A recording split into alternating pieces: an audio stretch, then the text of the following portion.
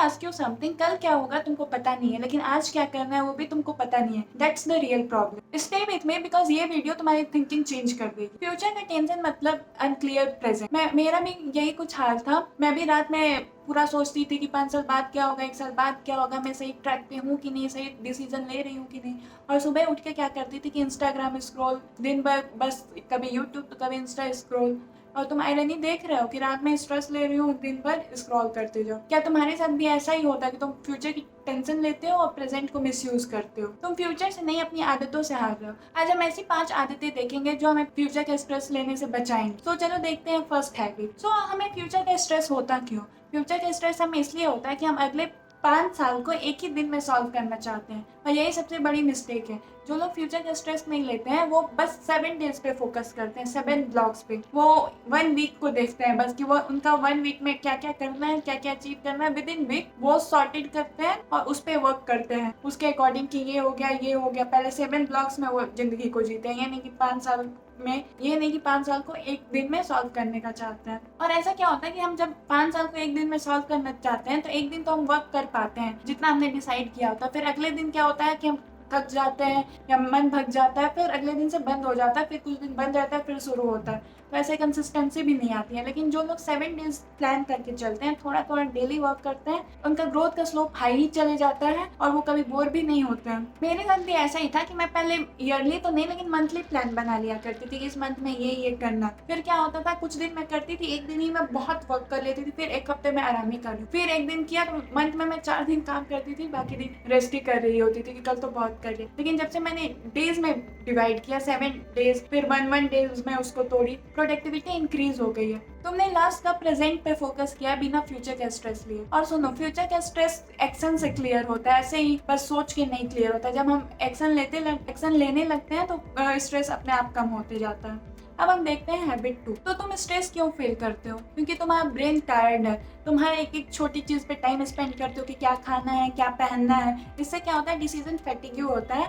हम पूरा दिन मायने चीजों में लगाने के, अब ये खाना है, ये पहनना है, तो कब सोना है, तो कब रिजल्ट आएगा। और वहीं जो सक्सेसफुल लोग होते हैं, जो फ्यूचर का स्ट्रेस नहीं लेते हैं, स्मार्ट नहीं होते हैं, उनके लाइफ सॉर्टेड और सिंपल होता है। उनका फिक्स शेड्यूल है कि इस दिन ये खाना है, तो इस दिन ये करना है, तो इस दिन ये पहनना है। इससे क्या होता है, हम टाइम सेव करते हैं और जो छोटी छोटी चीज़ों पे हम अपना ब्रेन यूज कर रहे हैं वो एनर्जी हम सेव कर लेते हैं। फॉर एग्जाम्पल, मान लो कि आपने पूरे हफ्ते का मील डिसाइड कर लिया कि इस दिन मुझे ये खाना है, इस दिन ये खाना है, उस अकॉर्डिंग खा रहे हो, तो फिर आपको अलग से टाइम नहीं हर मील के पहले स्पेंड करना कि आज ये खाना है तो ये खाना है। तो अभी कुछ मन किया तो वो अलग से खा ले, तो उसमें तो टाइम स्पेंड करना ही नहीं होता है। तो हमें अपने लाइफ को ईजी बनाना है, सॉर्टेड बनाना है, जिससे ब्रेन हमारा जो इंपॉर्टेंट चीज़ें हैं उस पर यूज करे, ना कि ये खाने हैं तो वो पहनना है तो ये करना है। इस चीज में हमारा ब्रेन थक जाए, इन सब चीज में हमारे ब्रेन की एनर्जी यूज हो जाती है, फिर हम एक्चुअल वर्क काम ही नहीं कर पाते हैं। हमारे लाइफ में कितनी चीजें रिपीट होती हैं, फिर भी हम अपना टाइम उस पर डेली लगाते हैं। तो लाइफ को पीसफुल बनाओ, काम बनाओ। सो अब हम देखते हैं हैबिट। तो हम फ्यूचर से नहीं डरते, हम अनसर्टेनिटी से डरते हैं। What if something goes wrong? जो लोग स्ट्रेस फ्री जीते हैं वो पॉजिटिव नहीं, वो प्रिपेयर्ड होते हैं। उनके पास इमरजेंसी फंड होते हैं, बैकअप प्लान्स होते हैं।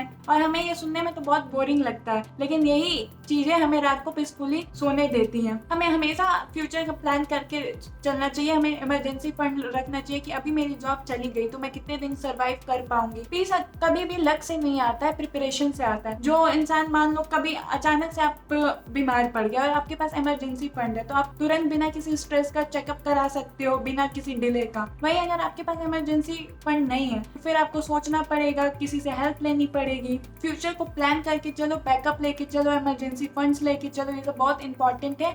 और ये काफी अनसर्टेन होता है, कभी भी कुछ भी हो सकता है। अब हम देखते हैं हैबिट नंबर 4। तुम गोल देखते हो और डर जाते हो कि अरे इतना बड़ा गोल, इतना मेरे से कैसे होगा। तो इसका बेस्ट सोल्यूशन ये है कि तुम अपने गोल को टॉप से देखो, एंड रिजल्ट इमेजिन करो और फिर इसको ब्लॉक्स वाइज तोड़ते जाओ और फिर ट्राई करो कि एक एक ब्लॉक आप अचीव करते जाओ, फिर आप एंड तक पहुंच जाओगे। कभी भी आपको डाउन से नहीं दिखना है, डाउन से देखोगे तो डर ही जाओगे। मुझे एक प्रोजेक्ट बनाना था, तो फिर जो प्रोजेक्ट का आउटपुट था वो देख के मैं सोच रही थी कि ये मेरे से कैसे बनेगा, मैंने तो कभी ऐसा काम किया ही नहीं है, मुझे तो ये नहीं पता है, मुझे तो वो नहीं पता। फिर मैंने स्टार्ट किया रिसर्च करना और एक एक चीज जो सबसे पहले बेसिक करना था वो की। फिर उसके बाद जो सेकंड करना था वो कि ऐसे स्टेप बाय स्टेप करते गए तो एक्चुअल आउटपुट आ गया एंड में। तो हम ऐसे ही तोड़ तोड़ के चीजें करनी है। कभी भी बिग गोल्स स्कैरी नहीं होते हैं, अनप्लान गोल स्कैरी होते हैं और टफ होते हैं। Let's see habit 5। सबसे बड़ा ईगो क्या होता है कि मैं खुद कर लूंगी या कर लूंगा। लोग इसलिए नहीं फेल होते हैं क्योंकि उनको हेल्प नहीं मिलती है। लोग इसलिए फेल होते हैं कि वो कभी हेल्प मांगते ही नहीं है। हम अपने आप को इतना सुपीरियर समझ लेते हैं कि यार क्या हेल्प मांगना है, कोई क्या सोचेगा, जज करेगा। लेकिन जिस मोमेंट पे हम ये छोड़ देते हैं कि लेट देम जज, मुझे हेल्प चाहिए, इसमें मुझे सीखना है, तब हम स्ट्रेस कम लेते हैं और फ्यूचर की तरफ आगे बढ़ते जाते हैं। नहीं पूछे से क्या, खुद से ट्राई करना अच्छी बात है, लेकिन उससे क्या हो रहा है, अगर आपका ज्यादा टाइम वेस्ट हो रहा है तो आप तुरंत पूछो किसी से, हेल्प लो। इससे क्या होता है कि आपको अलग पर्सपेक्टिव जानने को मिलता है और टाइम कम वेस्ट होता है और आप जल्दी सीख जाते हो। जज करके कोई क्या ही कर लेगा, आप सीख गए, ये ज्यादा इंपॉर्टेंट है। आप देख रहे हो कि राम जी इतने भगवान थे, फिर भी उनको सीता माता को लाने के लिए कितने लोगों की मदद लगी। अगर वो बैठे रहते कि नहीं मैं तो भगवान हूँ, मैं खुद ही लाऊंगा, तो नहीं हो पाता ना। तो जब भगवान मदद मांगने में नहीं चुप बैठे तो हम कौन होते हैं? हम तो एक नॉर्मल इंसान है, तो हमें मदद मांगने से क्यों इतना हिचक है? आज योर सेल्फ कि लास्ट टाइम आपने जेन्युइनली किसी से कब हेल्प मांगी थी, और ये सोचना बंद कर दो कि हेल्प मांगना वीकनेस है। ये वीकनेस नहीं है, एक ये स्ट्रेंथ है जो हमें ये सिखाता है कि हमें टाइम वेस्ट नहीं करना है, हम कुछ सीखने के लिए दूसरों से रेडी हैं। एंड सच ये है कि फ्यूचर का स्ट्रेस कभी कम नहीं होता है, बस हम हैंडल करना सीख जाते हैं। ये सब हैबिट फॉलो करके हम उसको बेटर वे में हैंडल कर पाते हैं। और अगर आपने अपना आउटपुट चेंज नहीं किया और अगर आपने अपना इनपुट चेंज नहीं किया तो 1 महीना बाद क्या 1 साल बाद भी आउटपुट सेम ही रहने वाला है। तो डिसाइड आपको करना है कि आप फ्यूचर का वेट कर रहे हो स्ट्रेस में कि फ्यूचर को बना रहे हो। एंड स्ट्रेस कम करने के लिए सबसे इजी है, आपको 5 पॉइंट्स बस याद रखने हैं। पहला ये है कि आपको 7 ब्लॉक्स में डिवाइड करना है अपने गोल को। सेकेंड है कि ऑटोमेट करना है बोरिंग चीज। थर्ड है कि prepare for worst situation. Fourth ये है कि बिग चीजों को स्मॉल स्मॉल ब्लॉक्स में तोड़ के उनको अचीव करना है। एंड फिफ्थ ये है कि आस्क फॉर हेल्प, ये नहीं कि पूरे दिन बैठे रहो। अगर इस वीडियो ने आपको हिट किया हो तो आप कमेंट करना I choose present over future, क्योंकि फ्यूचर उनका होता है जो प्रेजेंट की फियर को ओवरकम कर लेते हैं। That's it for this video. Bye bye, see you in next one, take care.